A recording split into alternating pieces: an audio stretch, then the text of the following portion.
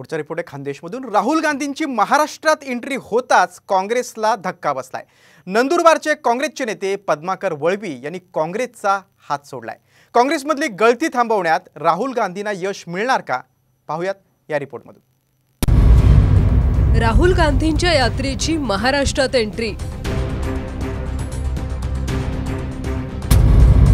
राहुल गांधींच्या एंट्रीलाच काँग्रेसला धक्का।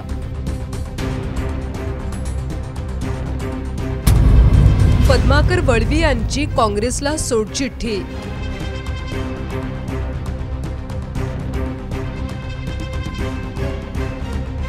काँग्रेसचे नेते खासदार राहुल गांधी यांची भारत जोडो न्याय यात्रा नंदुरबारमध्ये दाखल झाली, पण राहुल गांधी महाराष्ट्रात येताच काँग्रेसला मोठा धक्का बसलाय। काँग्रेस नेते पद्माकर वळवी यांनी काँग्रेसचा हात सोडून भाजपचा हात धरलाय। पद्माकर वळवींनी भाजप प्रदेश अध्यक्ष चंद्रशेखर बावनकुळेंची भेट घेतली असून उद्या त्यांचा पक्षप्रवेश होणार आहे।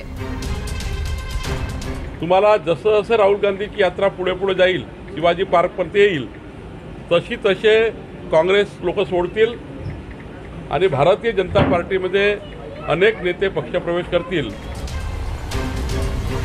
नंदुरबारमध्ये पद्माकर वळवी यांची आदिवासी नेते अशी ओळख आहे। नंदुरबार जिल्ह्यातल्या राजकारणात वळवी कुटुंबियांचं चांगलं वर्चस्व आहे। पद्माकर वळवी यांनी नंदुरबार जिल्ह्याचे पालकमंत्री आणि राज्याचे क्रीडा मंत्री म्हणून जबाबदारी पार पाडली आहे। पद्माकर वळवींनी काँग्रेसमधून राजीनामा दिल्यानंतर नंदुरबारमध्ये मोठी पोकळी निर्माण होईल अशी चर्चा आहे। दरम्यान काँग्रेस नेते विजय वडेट्टीवार यांनी काँग्रेससाठी हा धक्का नसल्याचं म्हणत भाजपवर निशाणा साधलाय। नाही, धक्के बिक्के काही नाही आहे। हे असले धक्के जेवढे देतील तेवढे ते धक्के खातील आणि जेवढे आम्हाला धक्के देत आहेत त्याच्यापेक्षा अधिकचे धक्के भविष्यात ते खाणार आहे। त्यामुळे जाणाऱ्यांना त्याच्यामुळे काही एक व्यक्ती गेलाय ते काय पक्षाचं फार मोठं काही नुकसान होईल असं आम्हाला वाटत नाही। नंदुरबारमध्ये राहुल गांधींचं जोरदार स्वागत करण्यात आलं।